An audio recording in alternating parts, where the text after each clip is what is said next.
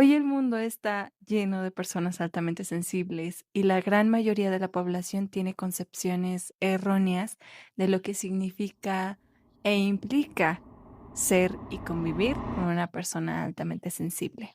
Se piensa que ser hipersensible es ser débil y esa creencia no puede ser más errónea. Aquí te explico en este video por qué, lo que significa y algunas características en base a mi propia experiencia como persona altamente sensible y como artista. Si tú conoces a alguien que podría ser o alguien que tiene sospechas de serlo, o tú eres o tú misma o tú mismo tienes sospechas de que eres altamente sensible, entonces estás en el canal adecuado. Antes de continuar, quiero decirte algo importante. Todo lo que comparto aquí tiene como propósito informar y reflexionar, por lo que el contenido no pretende ser un diagnóstico ni reemplazar un proceso terapéutico. La información nace de mi experiencia personal, de lecturas e investigación. Si mientras ves este video sientes que algo resuena contigo o te genera dudas, te invito a consultar con un especialista en la rama de la psicología, quien podrá acompañarte y orientarte de manera adecuada y segura. Hola, bienvenido a mi canal. Mi nombre es Scarlett Solís. Soy artista escénica hipersensible y licenciada en danza contemporánea. Y espero que te gusten estos videos porque estaremos hablando sobre arte escénico, hipersensibilidad y muchas cosas en todos sus formatos. El tema de hoy es personas altamente sensibles.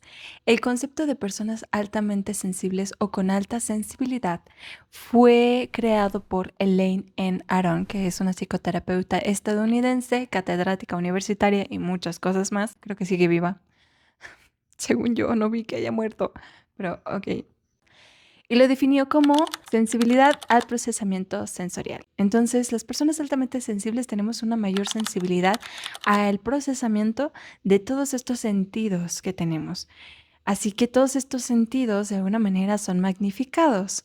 Este es un concepto generado por una persona que conoce del tema, que estudió el tema y que es precisamente una persona altamente sensible. Para mí las personas altamente sensibles son, de acuerdo al hoy y el ahora, que esta definición puede cambiar dependiendo de cómo viva mi vida, son personas con gran capacidad de percibir los estímulos exteriores de manera amplificada, ocasionando sensaciones y emociones internas de gran intensidad. Ahí viene mi perrita. Hola, mi amor. Hola, mi amor. Conozcan a mi perrita. En la siguiente parte del video son las características de las personas altamente sensibles, que son muchas. Creo que son infinitas, o sea. Pero siento yo que hay ciertas que son muy esenciales o que son como las que más se ven, ¿no? O que son más, o que se notan más. Y yo intenté como de alguna manera encapsularlas en ciertos grupos, pero encontré los 4 pilares de Elaine N. Aron, que es DOS, DOES. Se los voy a decir en inglés y en español cada una de las letras. Y dentro de las características que yo encontré que pues son tanto mías como que he visto que son de otras, como que investigué, como las que investigué, pues las reuní dentro de ese grupo de pilares. Entonces hay algunas que son exclusivas de Leyland, Aaron y otras que son como que las que yo incluí, que pueden ser dentro de este grupo y que pues ayudarían mucho más a comprender el, cada uno de los pilares. El primero es la D, que es Depth of Processing o profundidad de procesamiento o procesamiento profundo. La profundidad de procesamiento precisamente se refiere a una de las cosas o características dentro de esta profundidad de procesamiento. Es como la gran atención a los detalles eh, de cada cosa, ¿no? De las cosas, de expresiones, de información, de experiencias, de muchas cosas. Todo para nosotros tiene muchos detalles. Entonces, es como si fuéramos a un parque y estamos viendo todas las flores y estamos viendo todos los colores, estamos viendo cada uno. de los colores, cada uno de las flores que están en el pasillo que nos lleva a cada uno de los lugares o rincones del parque. Y vemos de qué está hecho el pavimento o de qué está hecho el camino, si es de tierra, cómo se siente la tierra incluso al caminar, porque a lo mejor no vamos descalzos, sino que vamos con zapatos como la persona normal hace. Pero cómo se siente el viento, cómo se siente el sol, estamos observando las sombras que generan los árboles, la luz a través de los árboles, las sombras que se generan de las plantas, de las aves, los sonidos de las aves. Cada uno de los detalles para nosotros es muy importante. Por alguna razón no podemos pasarlo por alto. Dentro del procesamiento profundo también encontramos el siguiente punto, que es el análisis profundo de las cosas, situaciones, información, ¡ah! Muchas cuestiones, incluso emocionales, psicológicas, ¿no? Porque, por ejemplo, eh, creo que como personas altamente sensibles necesitamos un enfoque. Al haber tantos estímulos, necesitamos de alguna manera profundizar en uno de ellos, enfocarnos en uno de ellos y aprender más sobre eso. Son tantas cosas que vamos a ir pensando porque queremos encontrar el porqué, de dónde, el cómo, para enfocarnos en una sola cosa al haber tantas cosas, tantas situaciones. Entonces necesitamos un enfoque. Eso también es peligroso porque nos lleva a sobrepensar demasiado las cosas, las situaciones. Y siendo honesta, no es bueno. Es, en algunos momentos es importante pensar mucho antes de actuar, pero en algunas cosas, situaciones muy esenciales, muy puntualizadas, sobrepensar es solamente una barrera, porque dejamos de permitir que fluya lo que tiene que fluir, energéticamente hablando, mentalmente hablando, emocionalmente hablando, porque se queda estancada la emoción, el pensamiento, la acción y no pasa nada. Entonces, como en mi caso, yo sobrepensé demasiado, mucho esto de la creación de contenido por muchas cuestiones personales, pero pues precisamente el darme cuenta de que lo estaba haciendo me hizo decirme a mí misma, bueno, pues ya, hazlo, ¿no? O sea, ¿qué vas a perder haciéndolo? Nada, entonces esto es nuevo para mí porque no estoy acostumbrada a hablar frente a cámara o hablar sola, pero me gusta. Creo que lo voy a disfrutar. Entonces, hasta cierto punto es bueno, hasta cierto punto es malo, porque nos permite resolver ciertas situaciones en base a la profundidad. O sea, ya conoces tanto una situación que ya sabes cómo resolverla y de dónde viene el origen, que puedes actuar desde la raíz y cortar esa raíz o de alguna manera cortar con la situación que no te está funcionando, a llevarte a la zona del estancamiento. Y a veces para ello solo hay un paso. Entonces es muy importante precisamente aprender a encontrar cuando estás sobrepensando y cuando estás analizando profundamente. Ese punto del sobrepensar o del analizar profundamente nos lleva mucho, sobre todo cuando es personal, un análisis personal, al autocriticarnos o al hiperexigirnos de más. Y eso es muy común en las personas altamente sensibles. Todos estos pensamientos o pensamientos de uno mismo, una misma. Por ejemplo, en mi caso, cuando yo llegaba a pensar mucho y todavía de repente pienso mucho, pero digamos pensaba, porque tiempo pasado. Cuando pensaba mucho sobre algo de mí, entonces no se quedaba ok, trabajo esto y ya está, lo trabajo, bye, ¿no? O sea, tengo que trabajar esto y lo trabajo. No, se iba más allá, iba hacia él. Pero ¿por qué esto? ¿Cómo soy así? Esto está mal. Y tantas cosas que empezaban a ser ataques hacia mi propia persona y se volvían críticas destructivas en lugar de... am, es que luego dicen que las críticas son críticas, no son ni destructivas ni positivas, ¿no? ¿Cómo era? Constructivas. Para mí sí existen las críticas constructivas por la manera en la que se dicen. ¿Todas las críticas son críticas? Sí, pero la manera en la que las dices se puede volver destructiva o constructiva. En mi caso, pues yo era destructiva. Entonces, estos pensamientos, autocríticas destructivas, nos llevan a la auto-hiperexigencia. Si es auto-hiperexigencia. Bueno, nuevo término. Yo misma me exigía más de lo que podía dar y al no obtener ese resultado esperado, deseado y exigido, entonces me exigía más, me criticaba y me exigía aún más.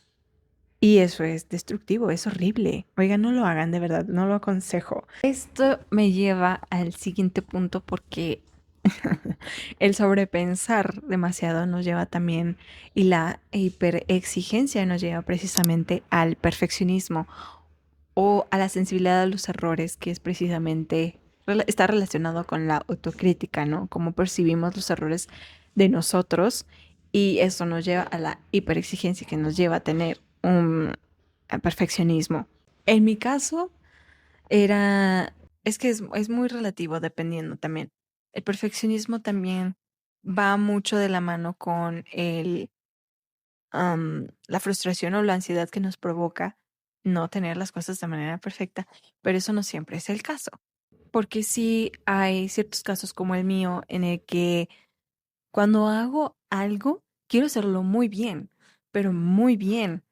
Y eso precisamente me lleva a querer hacerlo lo más perfecto posible, pero es que hasta cierto punto nunca llegué a pensar, es que quiero que sea perfecto, porque no es posible. Yo estoy consciente de que eso no es posible.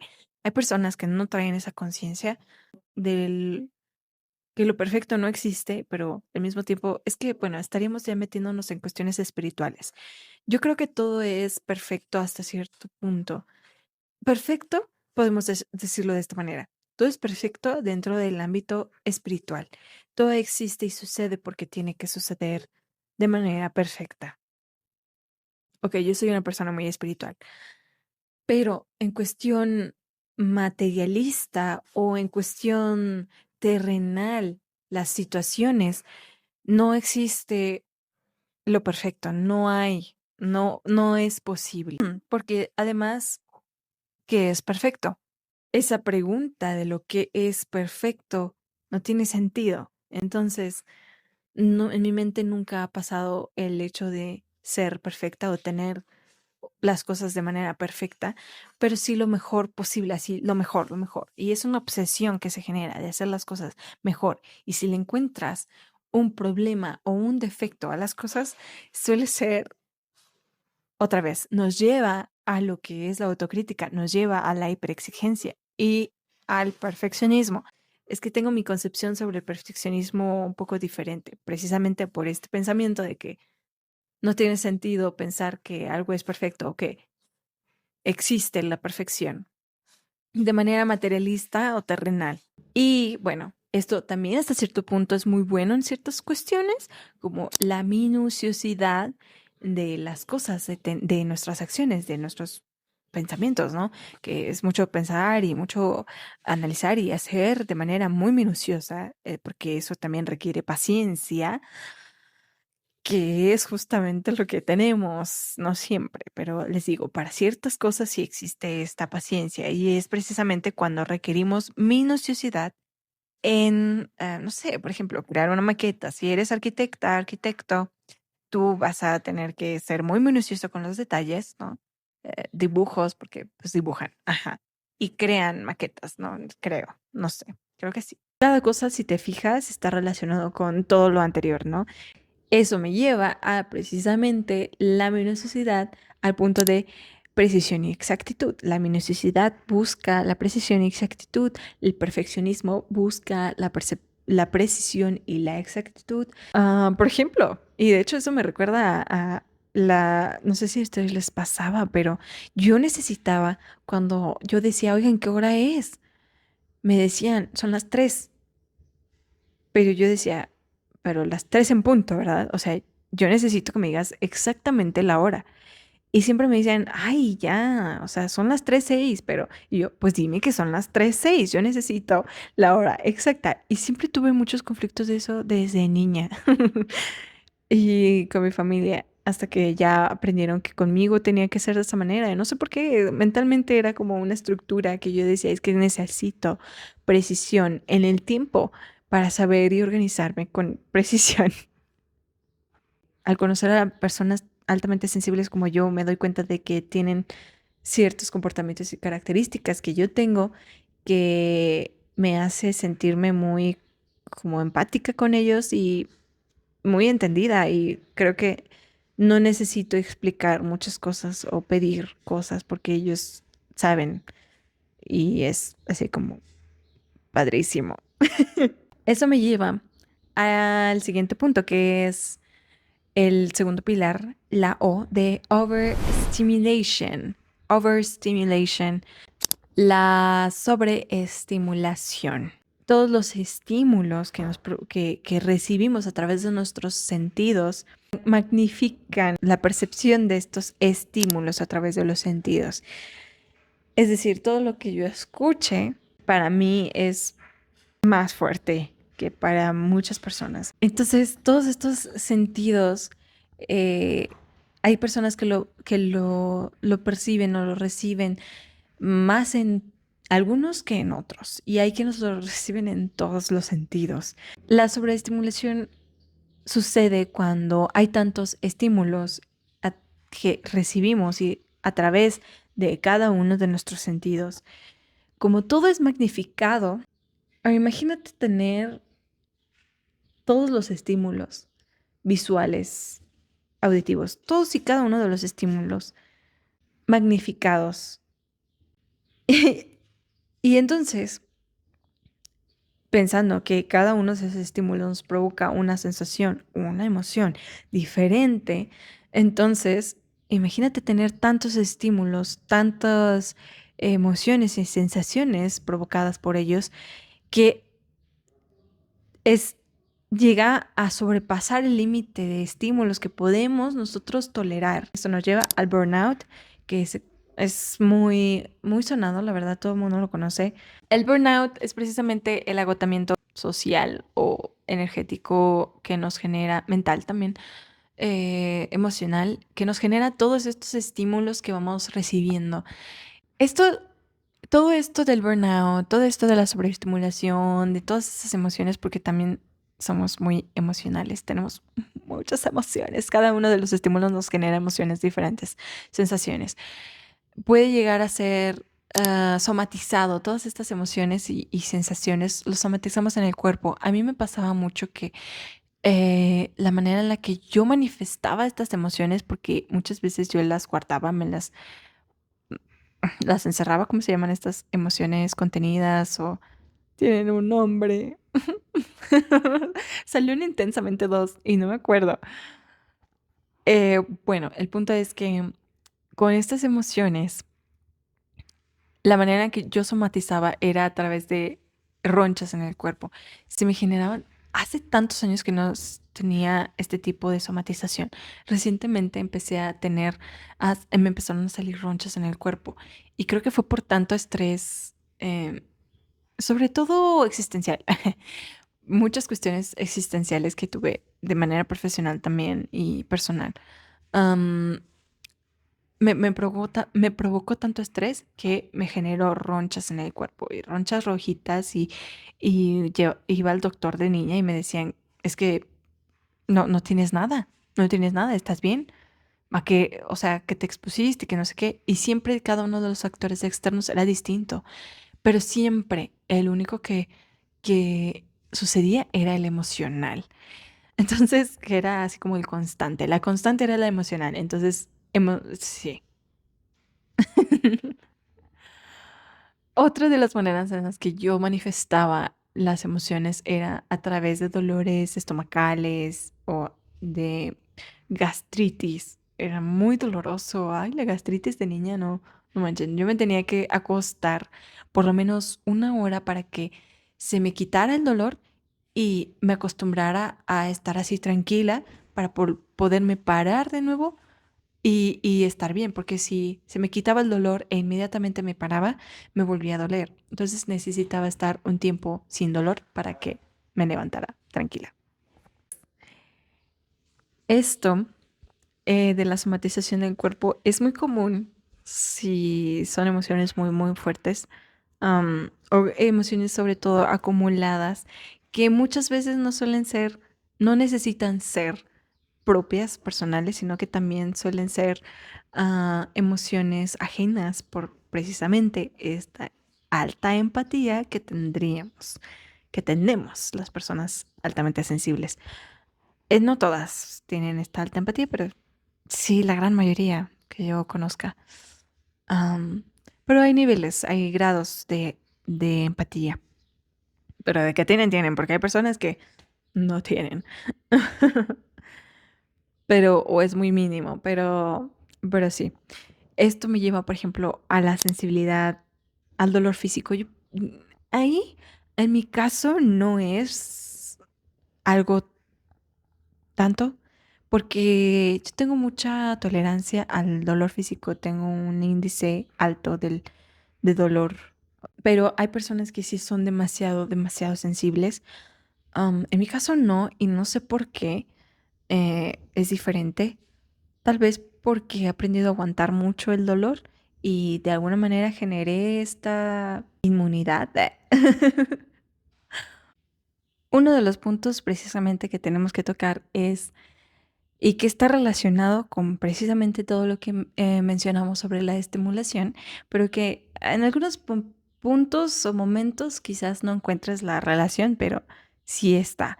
Es la dificultad para encajar en entornos que son como muy rápidos, muy competitivos, con poca empatía, muy acelerados. ¿Qué sucede? Cuando son muchas personas, un grupo numeroso de personas, resulta muy complicado porque ya vimos, son muchos estímulos externos. Casi todas las personas luego quieren hablar al mismo tiempo o son muchas opiniones, muchos pensamientos. Es muy raro que dentro de un grupo social que es numeroso haya un orden. Y luego también, pues, mientras uno está hablando, hay otros que están cuchicheando, ¿no? O así, ¿saben? Entonces, también dentro, sobre todo cuando son grupos de artistas, es muy común que luego haya quien quiera siempre ser el protagonista del momento, ¿no? Entonces hay mucha competencia de quién es el protagonista, porque todo el mundo quiere expresar algo y no es malo, o sea, es increíble que todos quieran expresar algo, ¿no? Pero como que luego es esta necesidad de hacerlo lo que lo hace un poco, lo que más bien genera el deseo de competencia por a ver quién tiene la opinión más chistosa o a ver quién tiene la opinión más inteligente o a ver quién es más misterioso, no sé, ¿saben? Como cosas así. Este tipo de competencias que tú dices, pues no tiene sentido. Bueno, al menos para mí, para algunas personas sí tiene sentido, ¿no? O en ese momento tiene sentido. Pero resulta entonces difícil entrar para nosotros en ese tipo de dinámicas sociales que no nos parecen que tenga sentido o que no se nos hace relevantes o que de alguna manera nos llena de tantos estímulos que entonces preferimos aislarnos. Entonces, como los puntos que toqué antes, ¿no? Es tanta la estimulación y llega a un punto del burnout y sobrepasa nuestro límite y al sentirnos de esa manera necesitamos recargar nuestras energías eh, y más bien liberarnos de toda esa energía acumulada, ese agotamiento que es más bien porque estamos cargados de energía, liberarnos de eso y volver a recargarnos, y para eso necesitamos aislarnos. Entonces, es por eso que se nos hace difícil entrar en esos grupos sociales numerosos y sobre todo con este tipo de dinámicas. La competencia es buena hasta cierto punto, pero todo en exceso hace daño, ¿no? Entonces eso me lleva precisamente al siguiente punto, que es de la letra E de los 4 pilares, es el tercer pilar, Emotional Reactivity and Empathy. En español es reactividad emocional y empatía. Los comentarios que siempre nos hacen a las personas, eres demasiado sensible, es una realidad, pero siempre la intención que se percibe es negativa, como si la sensibilidad fuera mala. En realidad no lo es, pero la forma en la que nos lo dicen, como queriéndonos decir que es nuestra culpa ser tan sensibles, que por eso estamos, como si estar triste fuera malo, como si estar enojado fuera malo. Y es como, yo siento que es una percepción, una concepción que tenemos que ir cambiando, como las emociones negativas, las emociones positivas. Esto es negativo, esto es positivo. O sea, y siempre irnos balanceando sobre lo positivo es como, no. En la vida tenemos que encontrar el balance, en la vida tenemos que encontrar el balance entre lo negativo y lo positivo, y lo negativo no es algo que tenemos que evitar, sino es algo de lo que tenemos que aprender. Y lo positivo es algo de lo que tenemos que aprender también, ¿no? Siempre todo lo positivo es positivo. E incluso siento yo que dentro de lo blanco, de la luz, hay negativo y positivo, y dentro de la oscuridad hay negativo y positivo. Y juntos hay neutralidad, ¿no? Entonces siento que nosotros tenemos que empezar a ver este tipo de cosas de esa manera, como las emociones son positivas y negativas, sean negativas o positivas, o sea, estén dentro del ámbito de lo oscuro o del ámbito de la luz. Ah, no siento que deban clasificarse así como solo es positivo y solo negativo y solo debemos inclinarnos sobre lo positivo. Es aprender a abrazar y aprender a entender lo negativo, abrazar sus positivos y sus negativos y aprender a abrazar lo positivo dentro de sus negativos y sus positivos y encontrar la neutralidad en algún punto. Eso es una lucha constante para todos y es lo que me lleva al siguiente punto dentro de la emoción, la reactividad emocional y empática. Y empatía más bien, que siempre hay una lucha entre esta lógica y la emoción, entre la mente y el corazón, ¿no? Es una lucha constante, constante. Y creo que son este tipo de emociones luego que son tan difíciles. O sea, no importa si tú ya hayas aprendido a gestionar tus emociones o manejarlas de cierta manera, si son tan fuertes, es muy difícil am, gestionar o manejar y llega entonces los impulsos. Sí sucede esta reactividad emocional, sí sucede esta impulsividad, pero de nuevo tenemos que aprender a gestionar esas emociones y no es fácil. Tenemos que ir con un terapeuta, con un experto, experta en el tema y solamente sí es como podemos comprender mejor todas estas reacciones, por qué reaccionamos como reaccionamos. Y luego al aprender eso, es más fácil entonces gestionar, porque ya entiendes qué sucede y ya entiendes que tu reacción emocional viene de una situación pasada. Todo el cuerpo tiene memoria, memoria muscular, memoria emocional, memoria de todos los sentidos, memoria reactiva, ¿no? Yo así le digo, la verdad no sé si sea un término, pero sí le digo así porque es precisamente cómo reaccionamos de manera, creo que son reacciones inconscientes o algo así. No me acuerdo bien la palabra, creo que sí. Cuando reaccionamos de manera inconsciente es como una memoria reactiva. Estamos recordando que así nuestro cuerpo reacciona ante una situación similar o muy parecida, muy casi igual. Estas son características que tienen la gran mayoría de las personas hipersensibles, de menor a mayor grado, eso no significa que todas las personas que reaccionan emocionalmente tienen reactividad emocional, sean reacciones emocionales negativas, ¿ok? La reactividad emocional también puede implicar reacciones em, emocionales positivas, ¿sí? Es decir, amor, que lo mismo, el exceso hace daño, entonces dentro del amor también hay negativo y positivo. Pero, por ejemplo, en mi caso, mi reactividad emocional frente a las cosas que me dan ternura, no sé cómo lo consideren, pero creo que hay algunas personas que les puede suceder y cuando les da mucha ternura a algo quieren aplastarlo. Les da una cosa de emoción agresiva, de amor, de ternura, y eso me pasa mucho con las personas que amo demasiado, o con mi perrita, por ejemplo, o con cositas así como que tiernas. Sí, me da mucha, una cosa que no sé cómo llamarlo, la verdad. No sé de dónde venga eso, pero sí es una cuestión cerebral ahí. O sea, hay de todo, ¿ok? Hay de todo tipo de reacciones emocionales, reactividad emocional y de menor a menor grado. Y dentro de la empatía está la percepción de emociones ajenas, ¿ok? Eso es empatía, prácticamente. Percibir las emociones ajenas como demasiado, como si fueran propias casi. Me ha pasado mucho y es lo que ya hablamos. Esto se lleva a la somatización de las emociones en nuestro cuerpo y no es bueno.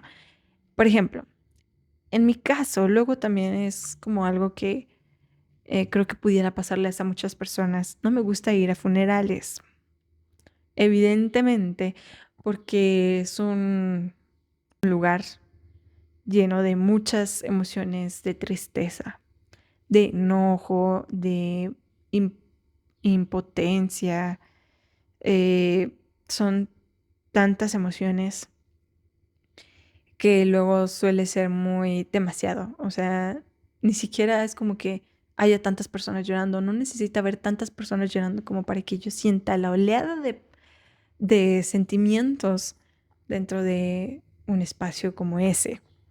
Y me ha pasado varias veces, tanto que me siento, ni conozco a la persona que falleció y yo estoy llorando, llorando, y yo trato de gestionarlo de una manera, pero es a veces imposible no llorar. Y, y a veces me daba cosa como que me vieran las personas porque lo iban a decir, pero tú no lo conociste. Y yo, ya sé, pero no puedo no llorar. Bueno, a través de experiencias propias, luego cuando me di cuenta que yo era hipersensible, me di cuenta de lo que yo hacía. Justamente es el aislamiento. Y bueno, voy al último punto, que es la S, sensitivity to subtleties, o sensibilidad a las sutilezas. Gracias a todas estas capacidades que tenemos de percibir todos los estímulos externos, todas estas cuestiones, es que nosotros, y los detalles precisamente, es que notamos las sutilezas en ciertos cambios de ambiente, de expresiones de las personas o de los lugares. Inclusive, por mínimo que sea, es como, aquí hay un cambio, aquí pasó algo. Aquí algo hicieron, remodelaron o no sé qué le hicieron, pero algo pusieron que se ve diferente. Y entonces empiezas a analizar y encuentras como, eres tú hiciste esto. O es muy fácil luego también a través de eso, es como conocer a las personas. Am, yo les puedo decir, yo no leo a las personas, yo no sé leer a las personas. Entonces, cuando conozco a una persona, no es como que las lea inmediatamente y sepa quiénes son, cómo son, cómo actúa en su personalidad, nada de eso. Yo simplemente a través de la observación es que puedo notar ciertas cosas y a través de la empatía puedo notar ciertas cosas. Y cuando hay un cambio sutil en expresiones, aun cuando no conozca a la persona, yo lo noto inmediatamente y puedo percibir a veces bajo qué sentido es ese cambio. pero no siempre. ¿Por qué? Porque hay algunos comportamientos sociales, sobre todo cuando son comportamientos sociales, que yo fui aprendiendo con el tiempo, que no entendía y no iba a entender a través de notar esos cambios. Yo necesitaba entender por qué esos cambios. Y entonces, toda la cuestión como de doble sentido o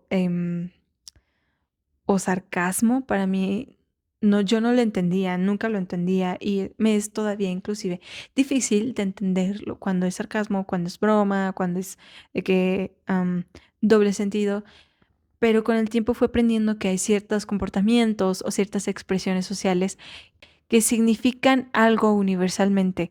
Y eso lo fui aprendiendo con el tiempo, conviviendo con las personas.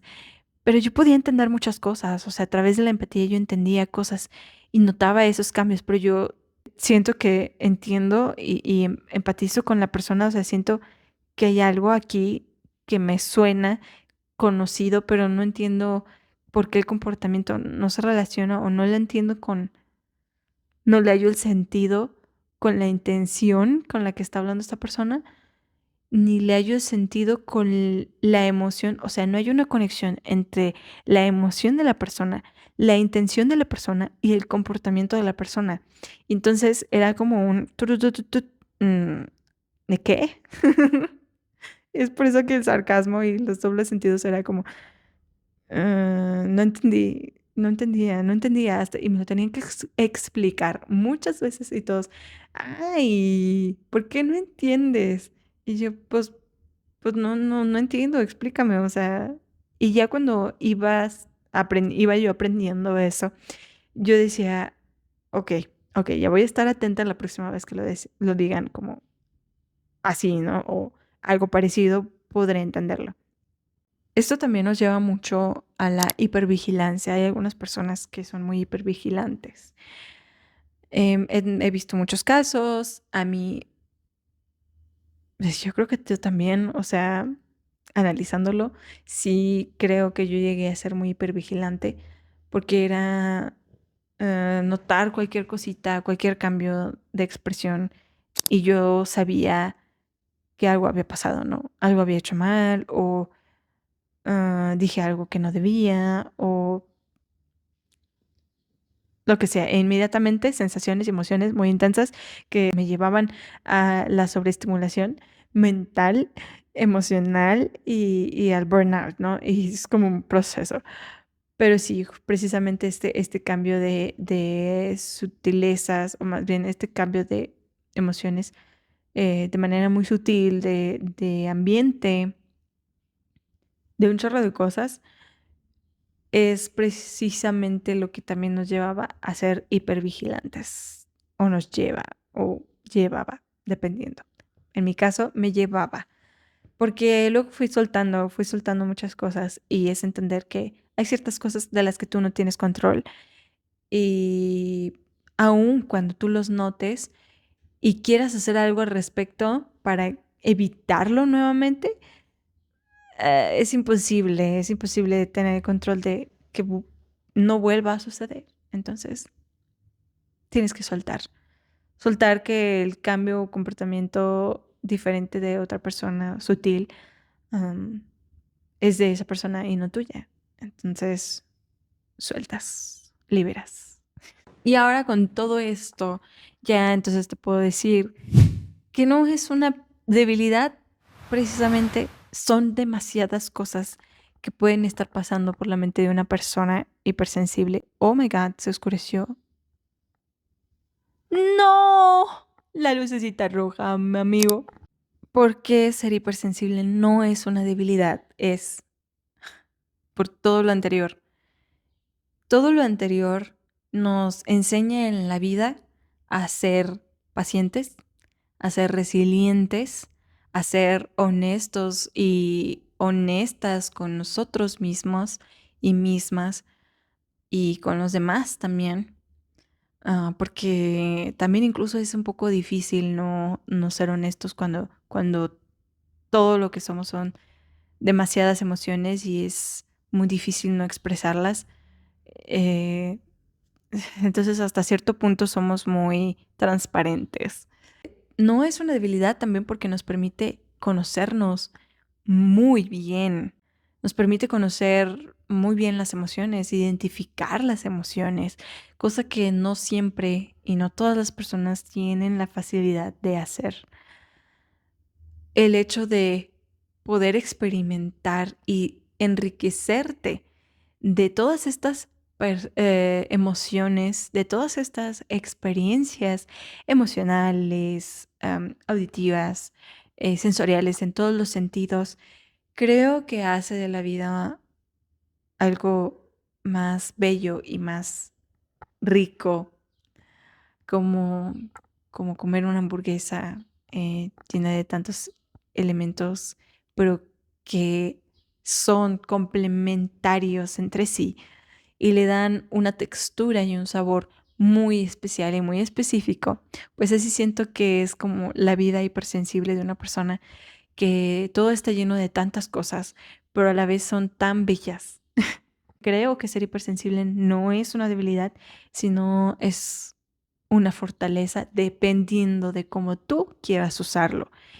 Y ese es el mensaje que yo quiero darles dentro de este video. La hipersensibilidad o la alta sensibilidad no es mala, es buena, dependiendo de cómo tú quieras gestionar tu alta sensibilidad y de cómo tú quieras, si tú no eres una persona altamente sensible, cómo tú quieras empatizar y convivir con una persona altamente sensible. Al saber y conocer todo esto, yo creo que te da un panorama de cómo pudiéramos relacionarnos entre personas altamente sensibles y personas no tan sensibles. Te invito a que aprendas al respecto y que busques las maneras en las que puedas relacionarte con personas altamente sensibles si tú no lo eres, y que busquemos relacionarnos personas altamente sensibles con personas altamente sensibles y entre todos, porque esto se trata de ayudarnos mutuamente, de entendernos, convivir, de apoyarnos. Espero que te lleves algo de lo cual puedas aprender, reflexionar y sobre todo de lo que también quieres compartir, porque me gustaría escucharte. Y este fue todo. Este fue mi primer video de mi canal de YouTube. Espero que les haya gustado. Agradezco mucho si lo viste hasta el final. Pon cualquier cosa, sugerencia, comentario, opinión, incluso algo que tú quieras ver en el siguiente video, algo de lo que quieras que hable. Todas las sugerencias son bienvenidas. Y si te gusta este tipo de contenido sobre personas altamente sensibles o la hipersensibilidad, o si te gusta el arte escénico, la danza contemporánea, No, comer unas tortas. Iba bien, iba muy bien. No se la va a acabar, no se la va a acabar. y bueno, si te gusta este tipo de contenido sobre personas altamente sensibles, la hipersensibilidad, el arte escénico, la vida como artista y reflexiones de manera poética y artística, pues te invito a que te suscribas a mi canal, porque te estaré hablando de estos temas y te estaré compartiendo mi trabajo como artista, mis proyectos artísticos en todos los formatos, porque pues me gusta ahí jugarle a eso y voy a empezar a hacer muchas cosas. Espero que puedas acompañarme en mi trayectoria dentro de esta vida que me tocó. Y nada, pues espero verte en el próximo video. Bye.